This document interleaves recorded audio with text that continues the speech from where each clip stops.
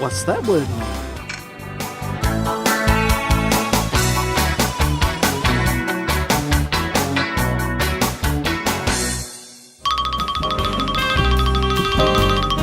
Did you know?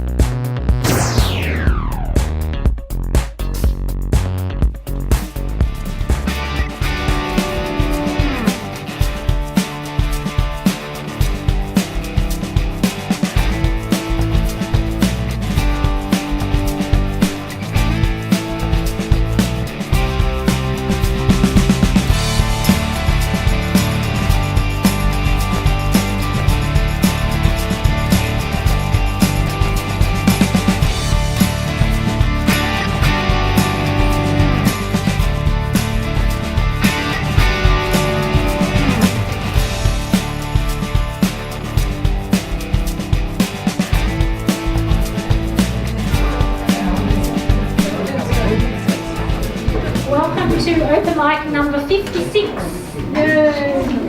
I think I've met everybody, but for those of you who I haven't said hello to, my name is Blaise van Hecke. I am co-owner of Busybird Publishing.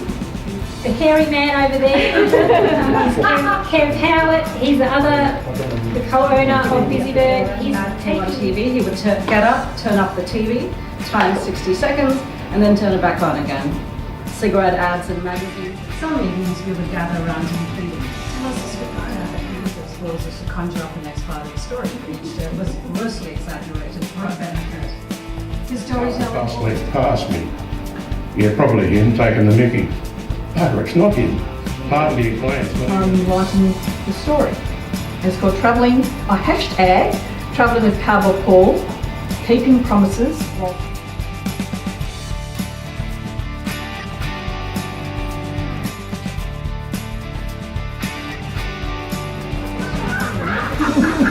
And I daintily put my hand out and touched the tree and grabbed hold of a very fat caterpillar. And then I'm going to turn around and be alluring and sexy with it. Just do it up for us.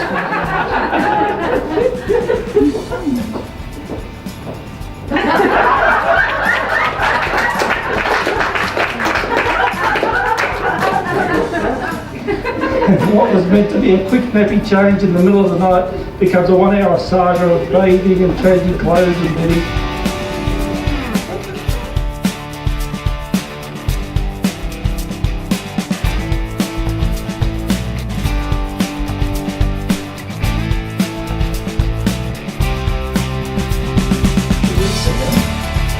There was the second birth in 60 years. A young fella. door prize. So take out your little, did everyone get a ticket when they came in? A week or so from now. Okay, so this is all 7 of our untitled issues that we've, when did we start, Les? 208. So there's over $100 worth of books here. Here's Orange A13.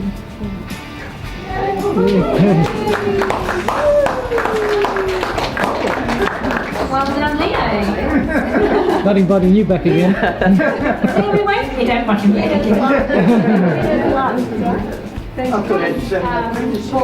Paulette and Val have drunk all the red wine, but if there's any red wine, there's might be other wine. We can get stuck in, I think there's a bottle of scotch there. So but you can stay for a cup of tea or coffee, finish off the cake, and just hang around if you like, or if you're tired.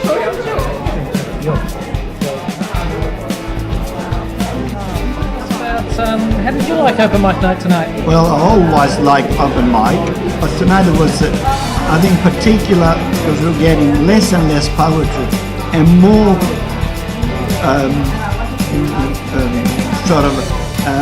prose about life. How did we enjoy our promotion over here? We loved it!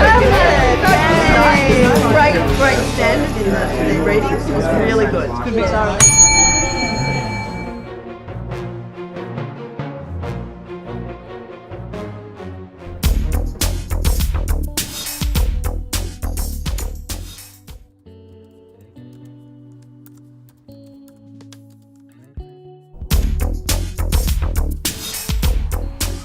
Writing ever since I was a little kid, when we used to write stories around the table with my mum. I guess I was 5 or 6, so I've really been writing stories my whole life.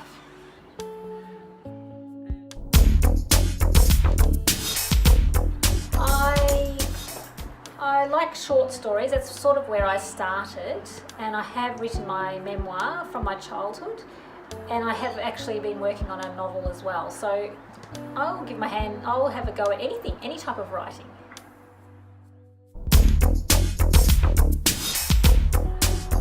The fact that my mum also writes, I think, was a big influence on me when I was little, because, you know, as a kid you like to do what your parents are doing. So I would see her, you know, scribbling away at her handwriting back then in the 70s.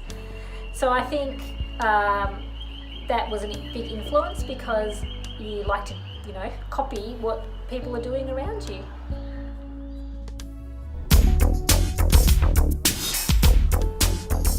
No, there's no one else in the family who is also writing. My mum is, obviously, but no one else is actually really writing.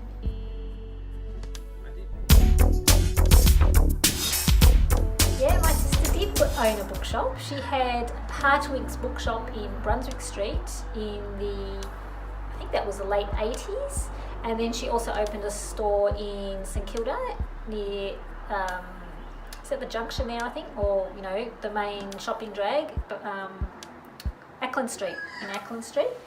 And yeah, so she's obviously a real bookish person, but she's more of a reader than a writer.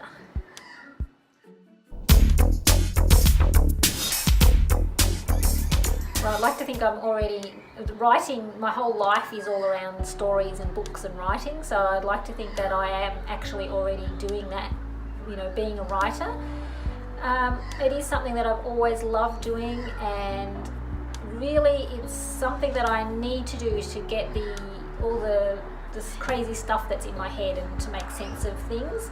So writing for me isn't just about, you know, making a career of it, or you know, being known as a writer or anything. It's actually something where I feel the need to create something, and it really helps me formulate or articulate what is in my head.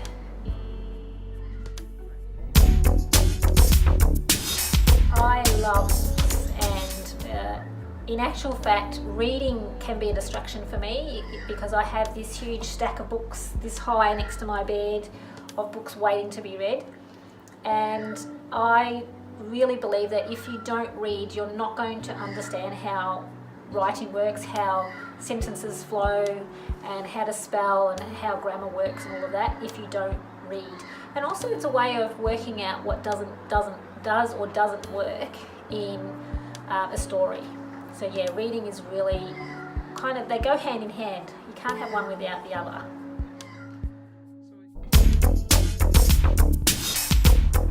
Yes, I love helping people through that, through the whole project of publishing a book, from the first idea right through to the finished product. There's so many facets to it. You know, there's the creative process of designing a cover, there's bringing all your ideas together, and then there's that excitement of having something tangible at the end of it that's all come out of your head. To me, that's it's an awesome creative process.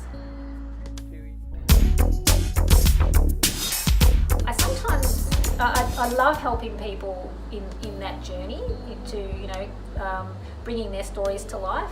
Sometimes I feel a little bit like a therapist, because I sit down with them and we talk about their story and life and all of that kind of thing. And sometimes there are tears. Sometimes we have a good laugh. So it is definitely a big part of what I do.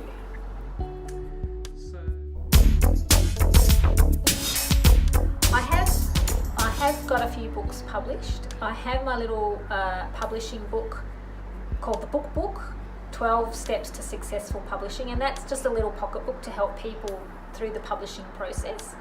I have contributed to quite a few books as well. I have a kids book with Kev, which is Who is a Cheeky Monkey?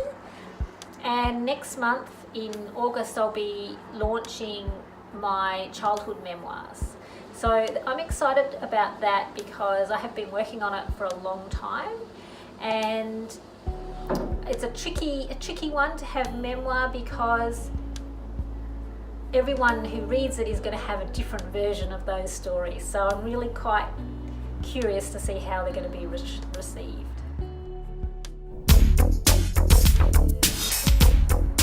My childhood memoirs, a lot of people might say, why are you writing a memoir? You're not old enough to write a memoir, and why are you just writing about your childhood? But I had a very unconventional childhood. I grew up on what you could call a commune. It wasn't a traditional commune where everyone was in the same house. We were on a big piece of land that had lots of 9 different houses, but we all shared our resources and we had a very free childhood. So I think that's people will be curious about what that was like, and I think also it's a good way of looking at how a childhood or how your education can be affected when you don't have traditional schooling. So I think that is one thing that's really quite interesting.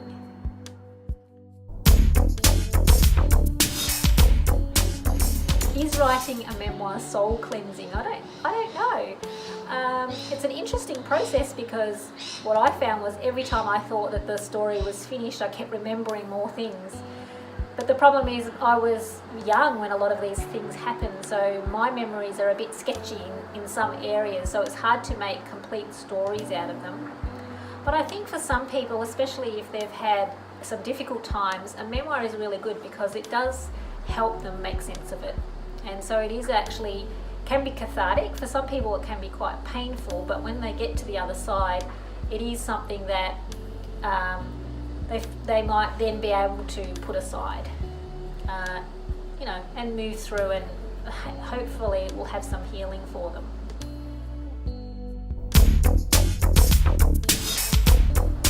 I'm a huge advocate for self-publishing. Thanks to digital technology now, we can actually you can publish a book for very little money, and you can produce a beautiful quality book as well. The thing about publishing is, for the big publishers, they're not going to take on a book unless it has really big commercial value.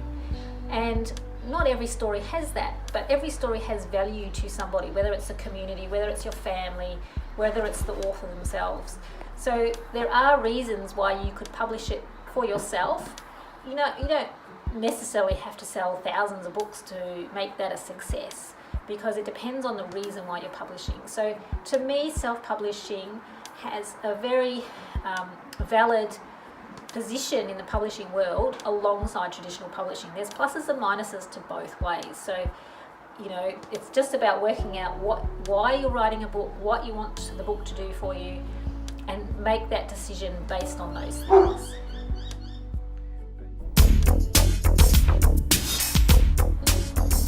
Busybird Publishing helps people to self-publish. We are actually a hybrid publisher, so we publish some of our own titles as well, but we're very small, so we don't do a lot of them each year, but we also help people self-publish.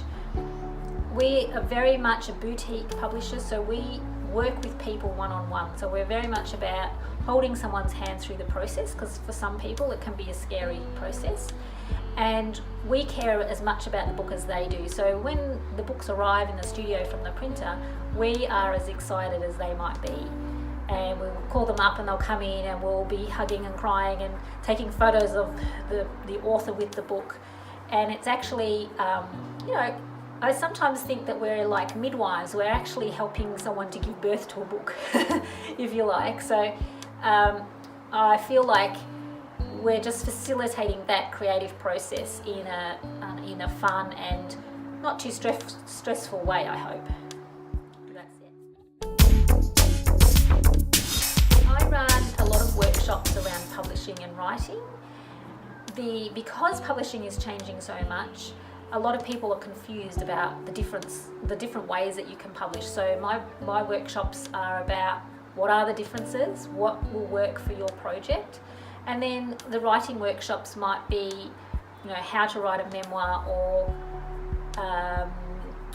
just writing in general, I guess. But we also do a few signature weekend retreats where people come and immerse themselves in their writing for a whole weekend, or we have another one where we go through the whole publishing process with them so that they can actually work on a book from the seed of an idea to a finished product that they can market.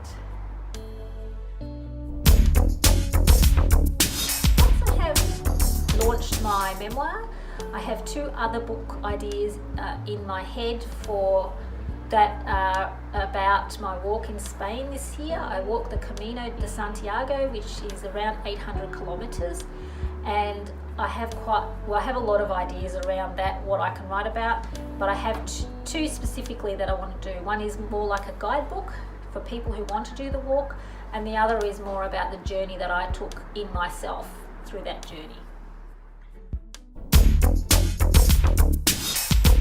I don't think I will ever retire because I love what I do, and when you love what you do, it doesn't feel like work, and really I can not see myself not creating things at any stage in my life. So I think that I will be doing something around books and writing till the day I drop off the planet, and I have no intention of retiring early. Obviously I would like to travel more, so I'm hoping that, you know, in a few years when the publishing business gets more established, that will allow me to travel more and, you know, possibly write more books about my travels.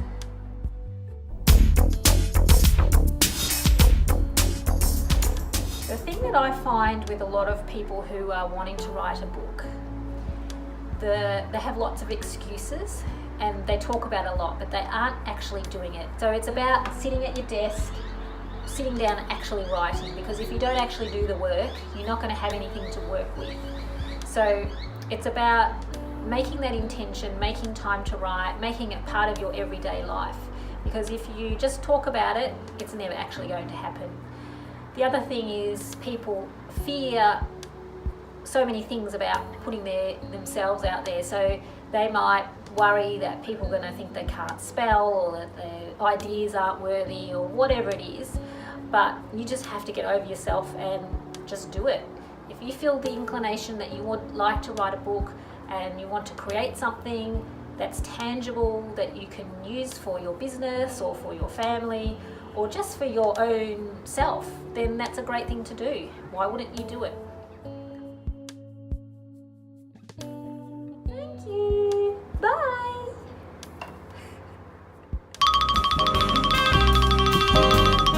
Did you know?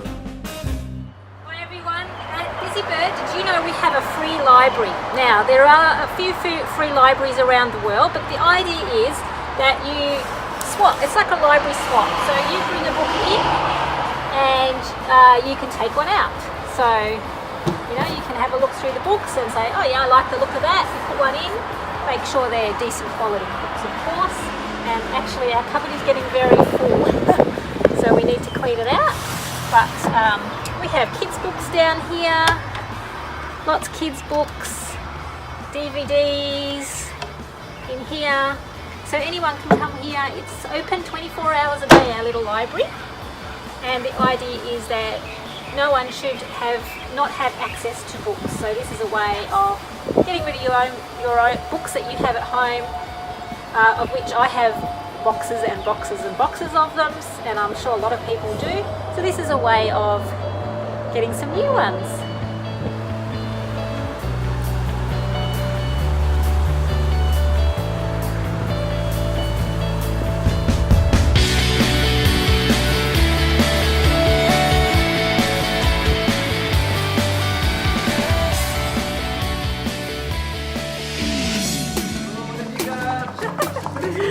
This is my book. I'm assuming it's my book because I've been waiting for it. Let me look.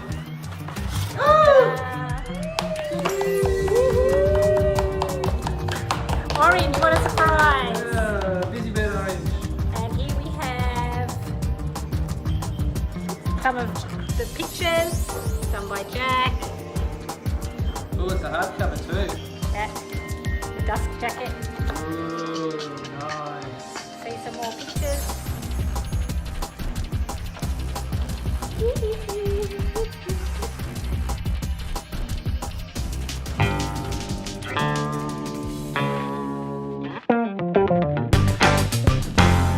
Hi guys, so we have just set our dates for the rest of our program for the rest of the year, all the way up to December.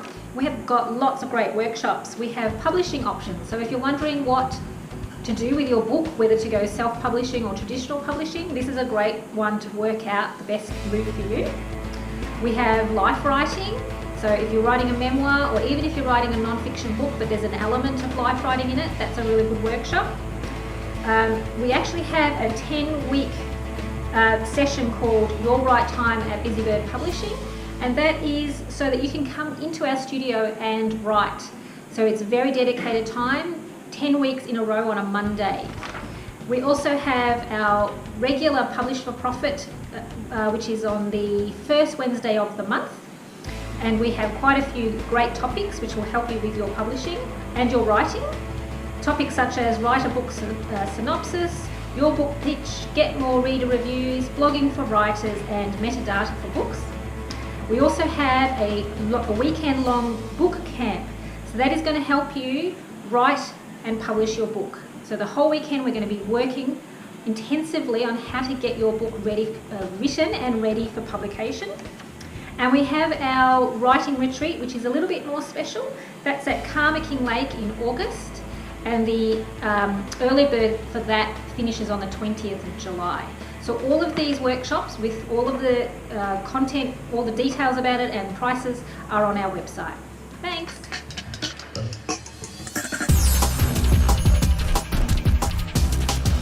Next on the staff at Busybird, we'd like to meet Nicola. Hey. So can you tell us what your role is here at Busybird? I'm an intern here. Yeah, and how long have you been at Busybird? Was that 2 months now? 2 months? 2 months? Goes so quickly. It does, doesn't it? Yeah. And where did you come from before Busybird? So before this, I did a Bachelor of Writing and Publishing at Melbourne Polytechnic, and I was just working in retail. Cool. Yeah. And what would you like to gain from Busybird, and where would you like to go to? Well, I just want to gain mostly just editing experience. I like reading as well, so that's always fun. And then from here, I'd like to just do freelance editing work while I do my transcription work, which is what I'm currently doing as well. So, cool. Yeah. So, enjoying it? Yeah, loving it. It's Cool. great. All right. Awesome.